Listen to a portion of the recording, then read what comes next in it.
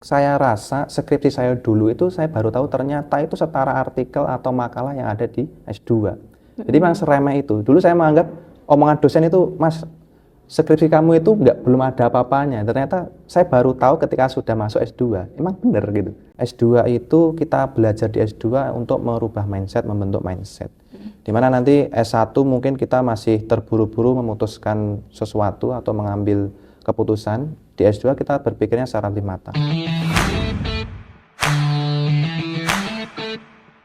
Assalamualaikum warahmatullahi wabarakatuh. Selamat datang kembali di podcast kami Infoin.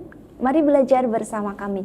Pada episode kali ini kita akan mengenal lebih dekat dengan program Magister Pendidikan Agama Islam di UIN Kyai Ageng Muhammad Besari Ponorogo yang tidak hanya melahirkan seorang pendidik, peneliti, tetapi juga melahirkan seorang pemimpin pendidikan Islam yang unggul, profesional, dan berintegritas. Sudah bersama kami di sini Mas Rizal, mahasiswa dari program Magister Pendidikan Agama Islam di UIN Kyai Ageng Muhammad Besari Ponorogo. Halo Mas. Ya, halo. Nah, Mas Rizal ini kalau boleh tahu semester berapa? Kalau sekarang sudah semester 3, kebetulan baru selesai sempro, Mbak. Kalau boleh tahu, kenapa tertarik lanjut ke S2? Baik, sebenarnya ketika saya flashback dulu sedikit boleh ya? Iya boleh. Jadi flashback pertama itu kita lulus dari S1, itu belum ada niatan untuk S2 sebenarnya. Jadi ada fase-fase yang nganggur dulu, terus susah cari kerja, karena kan kita bukan background keluarganya bukan dari pendidikan agama semua, atau background pendidikan semua. Jadi murni bapak saya itu ya, ibu saya juga orang-orang biasa, ya petani, ya pedagang juga gitu. Jadi ada masa nganggur setahun, itu baru bisa dapat pekerjaan itu tahun 2023. Itu pun kerjanya jadi guru MI dulu. Kan kalau di S1 dulu kan kita diajarinya kan PAI itu paling rendah itu kan SMP atau MTS dulu untuk mengajar di lembaga kan. Karena kita lowongannya itu hanya di MI, ya kenapa kita coba gitu.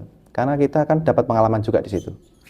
Jadi ketika di MI udah dapat info dari teman, oh ada lembaga yang membutuhkan itu SMK.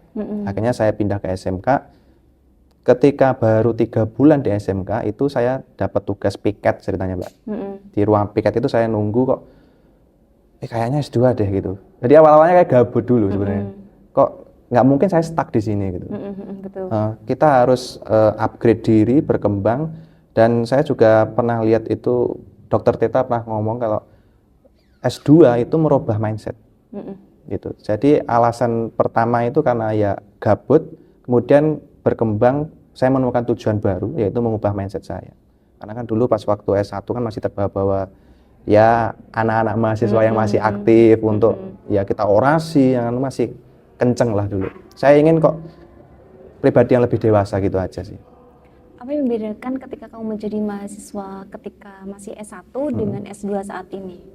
Oh ya, tentunya beda jauh ya Mbak. Kalau S1 dulu itu kita diajari basic ketika menjadi seorang guru itu bagaimana.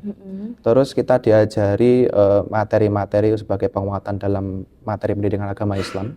Kalau di S2 itu kita diajari sebagai pelengkap materi atau mata kuliah yang ada di S1. Jadi kalau mungkin orang di luar sana ingin lanjut di S2 PAI, ya saya sarankan berangkat dari S1-nya PAI juga.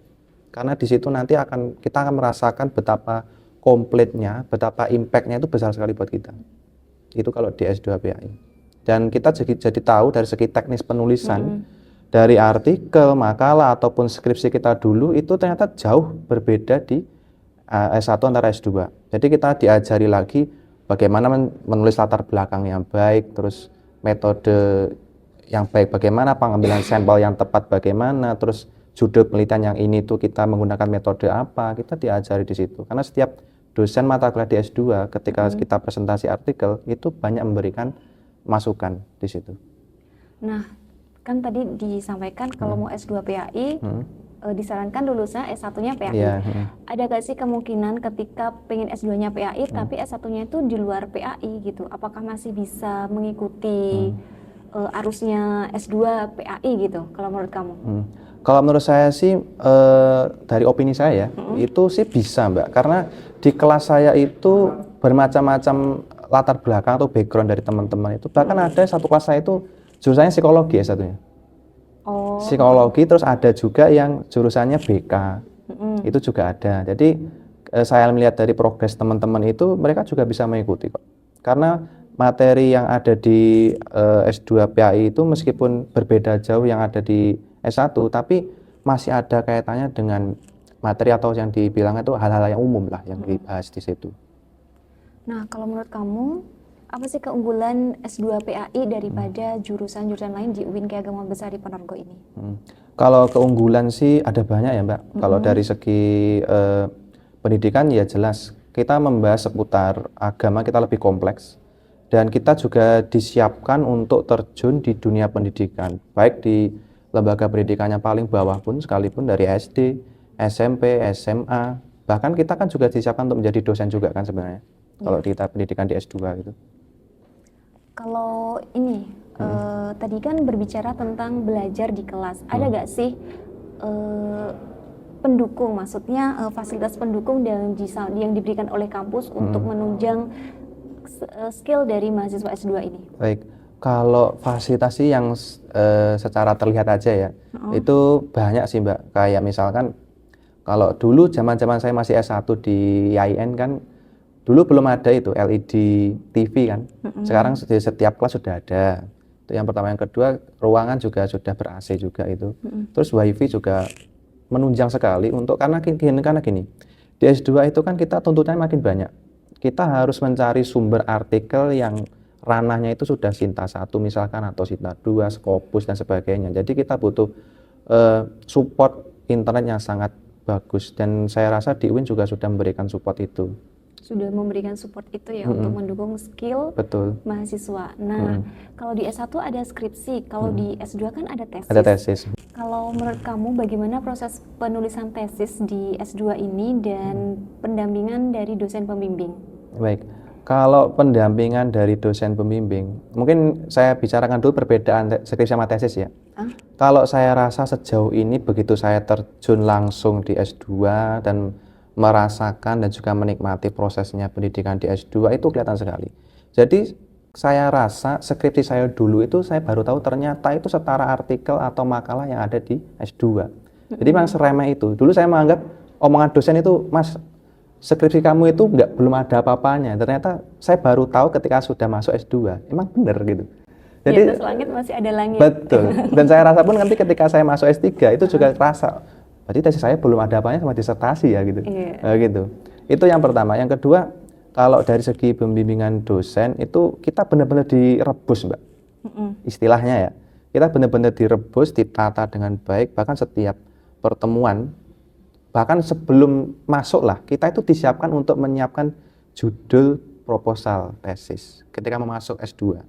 Jadi nanti kan ada sesi wawancaranya tuh ketika masuk S2. Nah itu kita ditanya, alasan kita S2 itu apa, terus target lulus semester berapa, kemudian kita dibahas atau ditanya-tanya terkait dengan progres kedepannya untuk proposal tesis ini bagaimana dari segi dosen itu nanti. Kemudian kalau kita lanjutkan dari sekarang, saya sekarang sudah sudah kemarin baru selesai ujian proposal, jadi sejauh ini saya rasakan itu banyak sekali Mbak ilmu yang saya dapatkan di luar kelas ya. Karena ini kan bimbingannya juga kita menemui dosen, di ruangan dosen kita banyak belajar, ketika nanti kita merumuskan masalah itu begini, kita mengamati fenomena itu seperti ini. Jadi sudut pandang ketika mahasiswa S1 dan S2 itu berbeda jauh tentang bagaimana kita memberikan solusi dan berpikir secara kritis. Baik. Kalau menurut Mas Rizal, peluang kerja lulusan dari S2 PAI ini bisa masuk kemana aja dan menjadi profesinya apa gitu? Itu. Baik.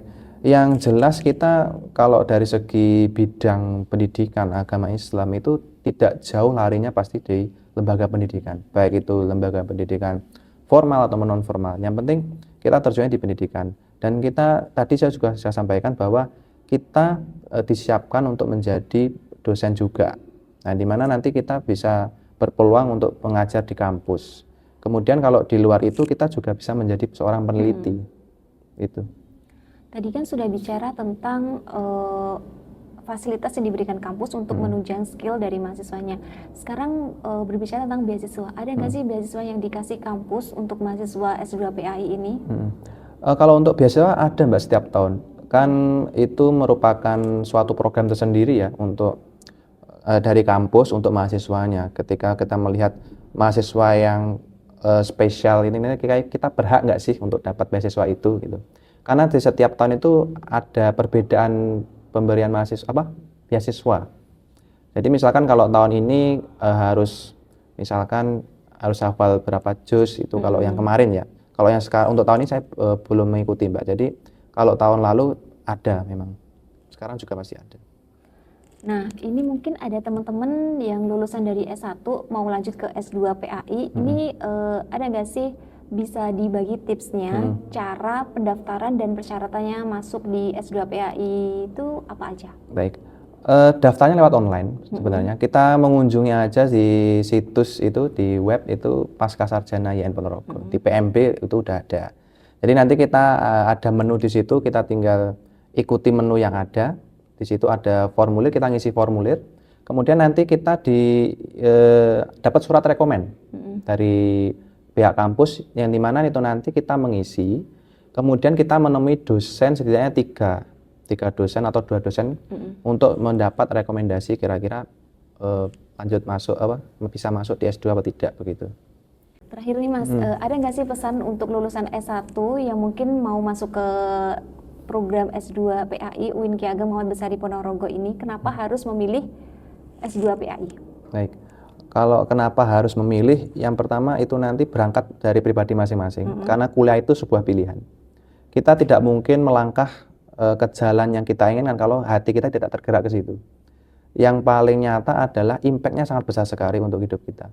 Kita jadi semakin dewasa karena pola pikir kita tertata kembali. Seperti saya katakan tadi bahwa S2 itu kita belajar di S2 untuk merubah mindset, membentuk mindset. Dimana nanti S1 mungkin kita masih terburu-buru memutuskan sesuatu atau mengambil keputusan. Di S2 kita berpikirnya secara lebih matang.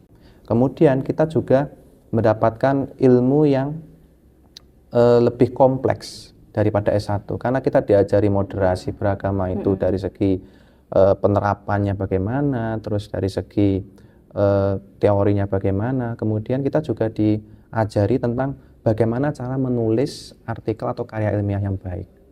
Baik, jadi tidak hanya teori tapi juga praktik. Betul. Nih. Baik, terima kasih Mas Rizal Sama-sama. sudah berkenan berbagi pengalaman belajar di S2 PAI ini. Dan itu tadi episode kita kali ini, sampai jumpa di episode selanjutnya. Wassalamualaikum warahmatullahi wabarakatuh.